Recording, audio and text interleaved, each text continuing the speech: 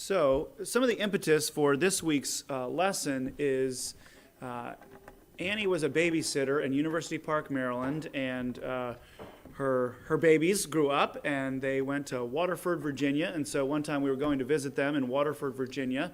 And these kids were grown, they were teenagers now, and we were maybe going to stay in the boys' room, or maybe we were just visiting the boys' room. And on the door to the boys' room in the attic was a piece of paper written out by I think it was Joe and the middle son, and on it said, "This is what I did wrong. This is what I should do next time, and these are the steps that I'm going to take to make that happen, and these are the consequences if I disobey." And I thought, wow. And it was all handwritten in his handwriting. And I thought, well, they must have really put the screws to him to get him to come out with this. But this is kind of partly what I think I'm aiming for, is agreements where you have the buy-in, at least ostensibly, of your children. They have counted the cost. They have connected the dots. They see where they want to go and have put that down in writing and then placed it somewhere where they can see. Now, as Janet and I were talking about this idea leading up to this, we don't do this very much ourselves. We do it some at the Hathaway house, and we'll talk about a couple different ways to do this. And so it's not all just as wooden as this is the specific application I think all of you should do. It's going to look different in each of your contexts. But we're going to listen to Ted Tripp a little bit about communication, and then we'll talk from Exodus 20. One of the things that I've skipped over, one of the things that Ted Tripp talks a lot about is formative discipline. Formative discipline. So a lot of times when we hear the word discipline, we're thinking of kind of punitive discipline or reactive discipline. But Tripp wants to encourage you to do formative discipline, which is you are building into your children before the problem happens. You're letting them know what your expectations are, what the consequences are, what the dangers are, what the good and goals look like, so that you're better equipped to handle it when the problem comes up. We talked about this. And so it's not out of the blue. You're not catching them off guard. They're not surprised. You have been building outside of the heat of your emotions. You have been building into them what your expectations are and what the Lord's expectations are. All right. So he's going to talk a little bit about communication. So let me just...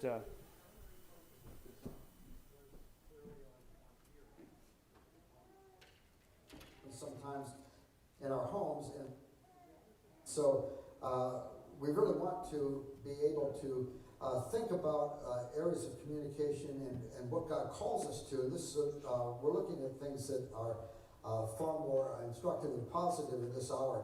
But in writing Shepherding a Child's Heart, I was wrestling with the question of methodology, because I wanted for the methodology to be drawn from the Word of God. And so I wrestled with the question, what does the Bible say about shepherding children? Because our goals and our methods should be complementary. We want our children to realize that the life that is worth living is lived under the lordship of Jesus Christ. And therefore, in our methods, we need to show the same kind of submission to Christ's lordship that we want our children to show. And in Proverbs 23, I found great instruction, because there are two ways of interacting with children in Proverbs chapter 23 that I would have never thought to put together. I would have never thought of putting these two side by side. But we see in Proverbs 23 both rich, full communication and also the appropriate use of physical discipline. Let me read from the passage. In Proverbs 23, beginning with 13. Do not withhold discipline from the child. If you strike him with a rod, he will not die. If you strike him with a rod, you will save his soul from death. My son, if your heart is wise, my heart too will be glad. My inmost being will exult when your lips speak what is right. Let not your heart envy sinners, but continue in the fear of the Lord. all the day. Surely there's a future hope for you, and your hope will not be cut off. Hear, my son, and be wise. Direct your heart to the way. Listen to your father who gave you life, and do not despise your mother when she is old. My son, give me your heart, and let your eyes observe my ways. Now, do you catch a juxtaposition here of two different ways of responding to children? Solomon puts side by side physical discipline to children and rich, sensitive communication. Both of those things together. We tend to separate these things. We tend to think of either the harsh, disciplinarian parent who's very strong on discipline, or the tender, sensitive parent who talks things through and talks things out. Proverbs chapter 23 puts both of those things side by side. It puts them both together in the task of parenting. Because parents have authority that comes from God. And so there's appropriate use of physical discipline that preserves that biblical-rooted authority of parents. But there's also an emphasis here in Proverbs 23 on rich communication.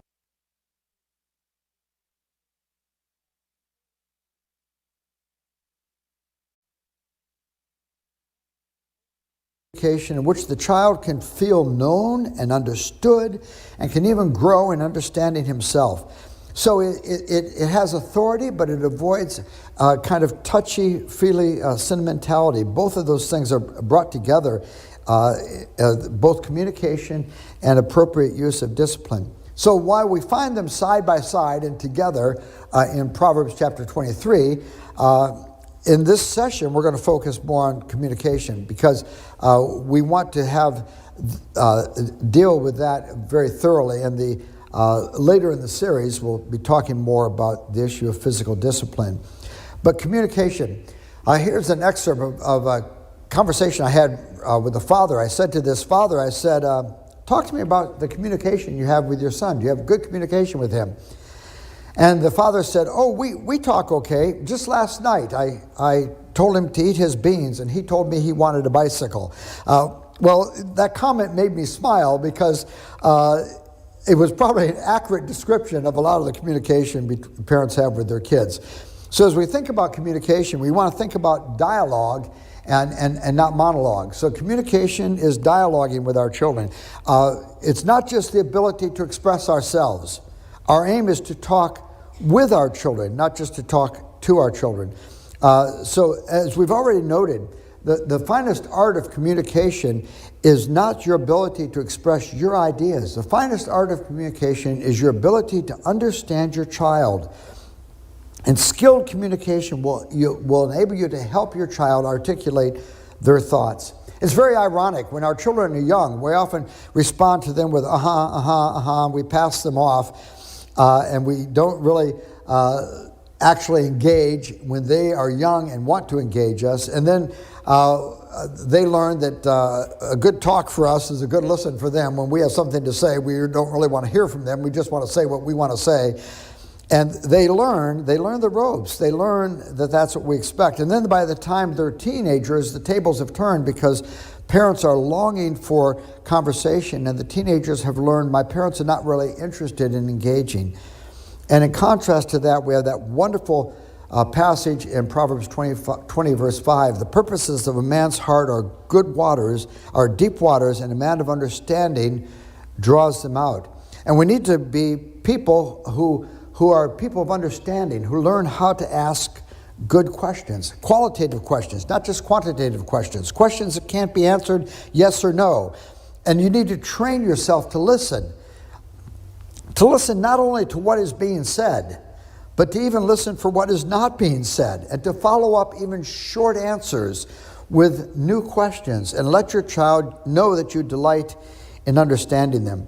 Margie recently was counseling a young teenage girl who when Margie gives her homework assignments and she says, I want you to go home, think about this, do some writing and some journaling for me. This kid comes back with page after page of very deep, insightful analysis of herself and her family and their needs.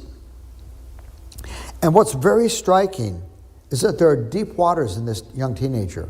Now, unfortunately, her parents haven't been skilled at drawing out those deep waters, and so we're trying to help them to gain greater skill in being able to engage their daughter, because they're the one that should be engaging her. But in the meantime, because this child has so much boiling and surging inside, Margie's been interacting with her and seeking to help her. And there are certain questions that can be used for gaining certain type of information. You can ask what questions, which will yield just basic information. What happened? Well, the child will be able to talk to you about that. And obviously, you're going to get their point of view, but those are good questions. Or you can ask how questions that help you get to the mechanics of the way things are done. For example, you might have a child who say to me, I tried asking her to give me a turn, and she wouldn't give me a turn, and you see this pained expression on the other child's face that lets you know that a how question is necessary. How did he go about asking her to give him a turn? Because it may be that he asked it and he did it in a way which was, he was asking why he was taking the controller from her or something like that. How questions are important. Also, what did you want to accomplish? What were you trying to get done? Even another great motivation question, it gets to motivation, is help me understand. Help me understand why taking the toy seemed appropriate. Help me understand why it seemed to make things better for you to hit your sister. So those are questions that help you get to more information. Or how often, where questions help you get to themes and patterns. What we're looking for are the universals, the themes, the patterns that are behind the things that go on with our kids. And you want to be prepared to facilitate the process of communication. Many times people are helped if you give them multiple choice. If you say to your kids, help me understand, why did you do that? And he says, I don't know. Then give him multiple choice. Think of all the possible reasons you could think why someone would do that, and give them an opportunity to respond to those things. And we need to be resting in God for the grace to have the wisdom and strength to employ these means of communication with our children. Because restraint in speaking pleasant words to promote instruction, insight to understand the person I'm speaking to, those are spiritual graces that we need to find in God and rest for God to help us with. So we need to be sure that we're communicating with our children. And as we live in the fear of the Lord, the grace and strength to do that will be there for us. So dialogue is important. Secondly, we want to focus on understanding. Job one, when something has gone wrong. We can come back to it a little bit. I just had 5 more minutes left on that that I wanted to go over. But you saw there some great tips in terms of prompting this communication with your children. Again, so discipline isn't just reactive discipline, it's proactive discipline, it's constructive discipline. We're giving them the format and the structure for them to understand their world around them. It's also not a monologue, it's a dialogue.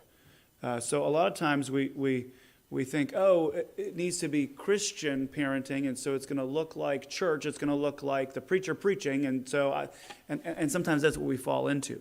But it is much more of a dialogue. It is meant to be that, because we want their wills involved. We want their conscience and their wills involved. Because if it's all do as I say, I'm forcing, that only lasts so long. Not only are we talking about teenagers, but we're just talking about you out of the room. And so you really want to help them to connect the dots. And I think some people are very naive and don't treat little children as people, and they think, they're not big enough to understand this. I just have to download it for them. I have to tell it for them. I have to think it for them. But we are going to get so much farther if we are involving them in this discipline situation. So dialogue, ask good questions, ask what questions, ask how questions. What did you want to accomplish? I thought that was a great question. This is what you were doing. Did it do what you wanted it to do? How did it make it better to hit? The other thing that Annie and I have found in our conversations with our children as we're trying to deal with something, and maybe it isn't an error or a sin that we've even seen. It's just the child seems off. Something doesn't seem right. They seem mopey. or something else something else is going on. And sometimes we ask these questions, we don't get anywhere. What's going on? What's wrong? What are you thinking about? I don't know.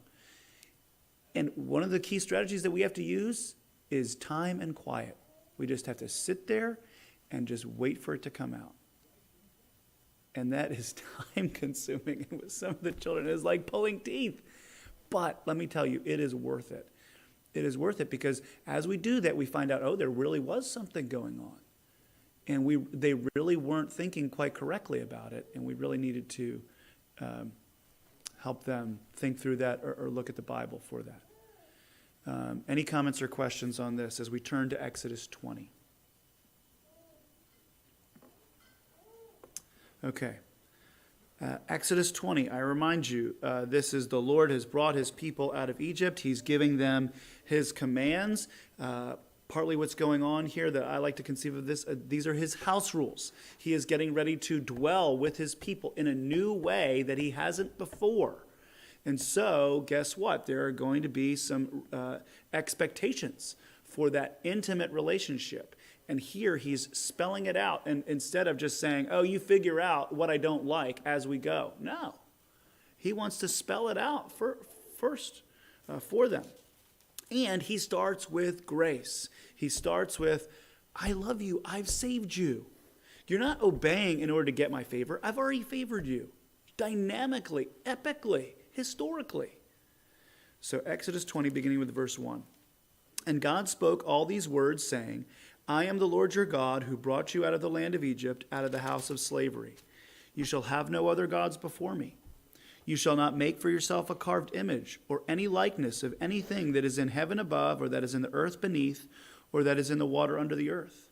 You shall not bow down to them or serve them, for I, the Lord your God, am a jealous God, visiting the iniquity of the fathers on the children to the third and fourth generation of those who hate me, but showing steadfast love to thousands of those who love me and keep my commandments. You shall not take the name of the Lord your God in vain, for the Lord will not hold him guiltless who takes his name in vain. Remember the Sabbath day to keep it holy. 6 days shall you labor and do all your work, but the seventh is a Sabbath to the Lord your God. On it you shall not do any work, you or your son or your daughter or your male servant or your female servant or your livestock or the sojourner who is within your gates. For in 6 days the Lord made heaven and earth, the sea and all that's in them, and rested on the seventh day.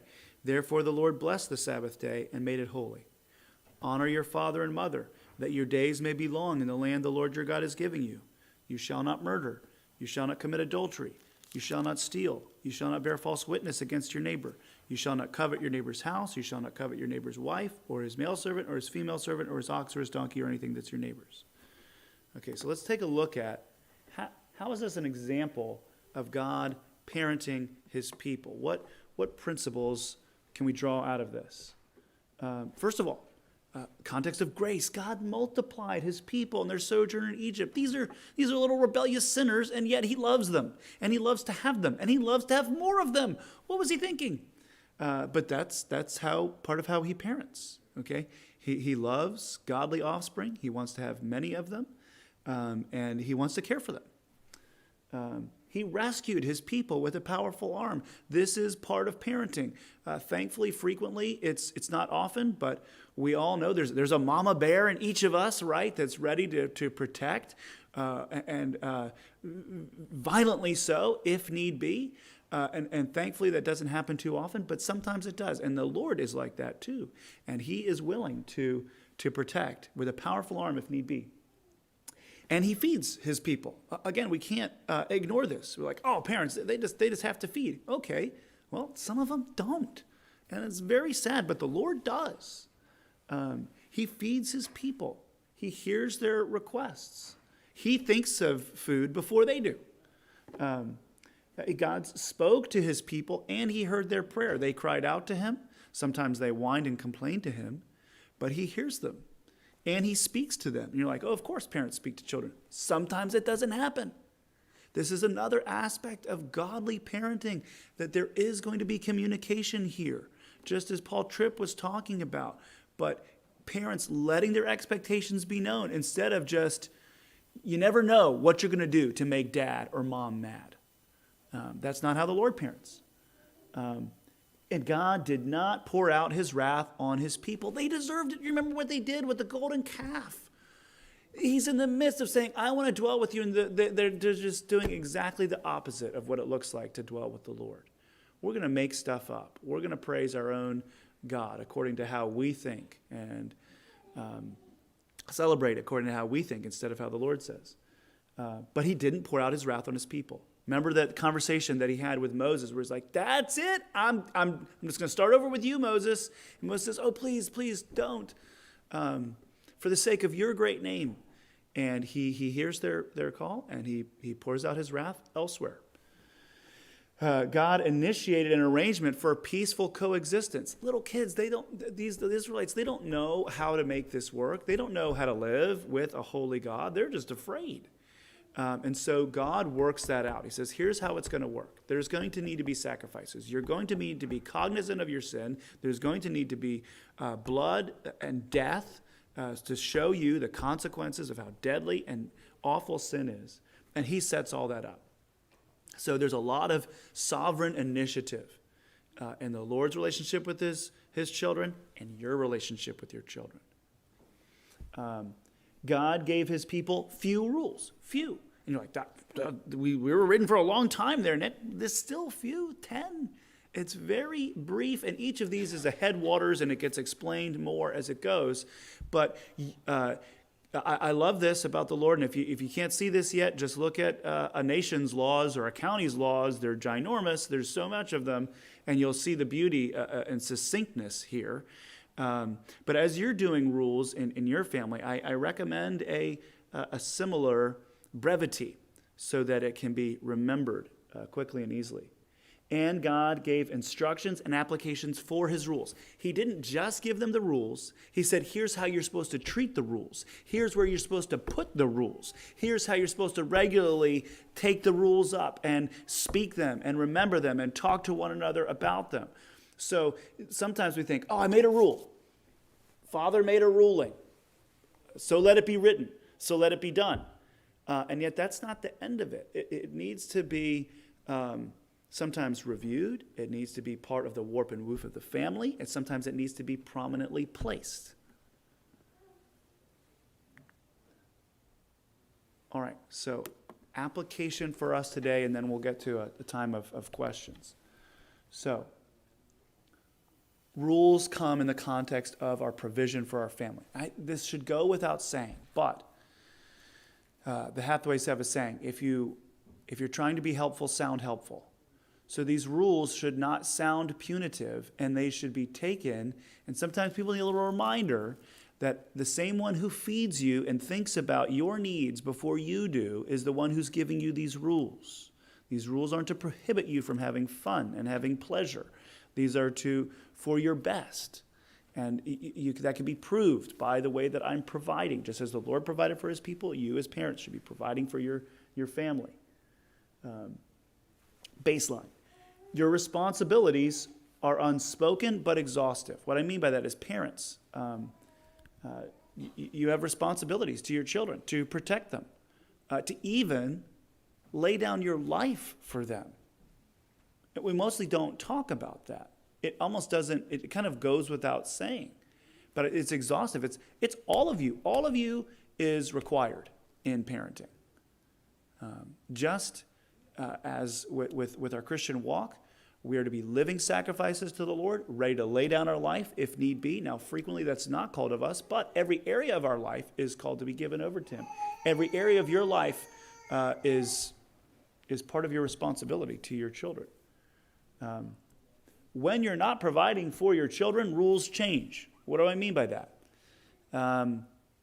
As they move on from your home, the rules necessarily change. The 10 Commandments are still in effect, but they're going to look different for your child. When you're not living in intimacy with them, it's going to look different. This is the Lord living in intimacy with his people, and so there are some very specific rules about that. And I say that the Ten Commandments we know are still applying, but as he gets specific in his house rules and his way of living with him, there's all these, this is how you treat the tabernacle, this is how you treat the priesthood, this is how you treat the sea, this is how you treat the lights. And that changes in the new covenant. And our relationship with our children changes, and the rules change as they don't live with us anymore. Have a communication loop with your children, speaking to them and listening to their concerns and pleas. And then after you hear their concerns and pleas, speak to them again. And then after you've spoken, hear them again. So that's what I mean by a loop. It's just ongoing. And that's what Tripp was talking about. We're hearing from them. They're hearing from us. Did you hear me? Okay, and then we have that back. This is how I heard you. Speaker-listener technique. And this gets very specific in Deuteronomy as they're calling back and forth to one another the curses and the blessings of the law. Your children are not a receptacle for your wrath. The wrath of man does not produce the righteousness of God. You're mad. It seems that your child has caused that anger, and yet it's not going to work well for them or for you to pour out your wrath on them. We've got to deal with our wrath in a different way. And let's see. I'll get one of the questions that we're getting to is, what are some strategies for increasing obedience besides bursts of anger? That's the last one. You must clearly communicate your expectations and rules. That's what the Lord is doing here. Sometimes some travesty has happened. Because you didn't do that, maybe the child should have known better, but you really need to make that clear so that there can be accountability when those things are transgressed. And so that's why I'm encouraging a sort of written or easy mnemonic for your rules, so that they can be held accountable for them. In the Hathaway house, it's this, and we got this from somebody else, which is, how do we obey? Right away, all the way, with a good attitude. Right away, all the way, every day. Right away, and so often when I'm talking to them in the discipline chamber, and I say, how do we obey? They always remember two of them, and the one that they transgressed in, they forget. I don't know. I think it's pretty simple and pretty easy to remember. But that's what I'm talking about. Is simpler is better. Get to the core, and have it often repeated. And then you think, oh, we've said this so many times, they couldn't possibly forget. Yes, they could. And so just test. Have that loop open where you're testing. Did my rule get communicated there? Did my expectation get communicated there? And so to keep talking about that. And so this doesn't always have to happen in written out rules, but sometimes for your family that might need to be what it is. And you regard for and repetition of the rules is part of the rules. So don't just think, I've said it, it's done. You've got to say it over and over again. It's got to be brought up. And you want to do it in a formative way, outside of the heat of the moment, if you can, so that it's even better communicated. Sometimes when our hackles are up, we're not listening to all the words that are being said. That goes for us, that goes for our children. And so sometimes you want to go over these things. This is especially a good thing to do at family worship, is a situation's coming up. Here's what's coming up. We're having the vegetables that you don't like for dinner. What's going to be your attitude about them? What is our expectation for you at the dinner table? And that might look different for each of our families, okay? But go over your expectations. You're expected to sit there at the table until you're done X, Y, or Z. All right? So, any questions or comments about these things? Let's see your questions. Okay. So here are my questions, and we'll break up into some groups to talk about these things. If I were to ask you, what would the children say are your house rules? If I was to corner one of your children and say, what are the house rules at your house? What are some of the rules that are frequently spoken of? How would they do at communicating that? And so sometimes that's a good check to see, are we communicating what we want to communicate? Remember, we're not just having rules for rules' sake. This is for peace. This is for us not to blow up. This is for us to have our expectations out there. This is for their blessing. At what point do rules need to be written down? So I started off, some of you weren't here, telling a story about a boy who wrote out how he had transgressed, what he had done wrong, what he was going to do in the future, what the consequences would be. At what point do you think something needs to be written down? At what point do you need your child to do the writing down of it? It's just a teaching strategy. Is that I don't write it for you, you write it. That old, I will not say this word in class, just having them involved in the situation. What point is that for you and your family? What are some of the things that happened to make you realize you needed rules? Sometimes it's a vase that's broken. It is a wound that is caused. What are some of those things that cause you to realize some of these baseline rules? Where do they come from for your family or for your family of origin? How can we involve our children in the rule process? We're talking to them. We're listening to them. What are some guidelines that are going to be helpful? You keep transgressing in this area. Maybe we need to pull back something else. Maybe we need to do something else so that this isn't an issue. Get them involved in that conversation. What are some simple things that you expect from kids, from your kids? Make sure that those expectations are communicated and understood, and we see where we're going with that. And then finally, what are some strategies for increasing obedience besides bursts of anger? And one of the main ways to do that is just this formative discipline. The more that we do it outside of the context of the moment, the easier it's going to be to refer back to that. You're going to be, in some ways, maybe madder because you're like, we went over this 5 times today already, and you still did this. But still, you're going to be able to refer back to that better. All right, so at this point, yeah, Janet, you got a comment or question? I do. Hurry up there. So your questions are really good, Nick. Personally, I was thinking about this because we talked about it, Nick and I.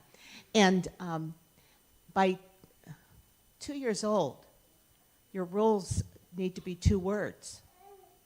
No and come. If you teach those rules well, then the next rule would be go do this for me. By the time they're 5 or 6 and they're able to read, I remember I posted rules on our refrigerator for me more than it to be reminded of the rules. Yeah. Just simple rules. Be kind to your brothers. I mean, just simple rules. But if they know the words no and come, and if you've taught them well, then all the other things come one after the other.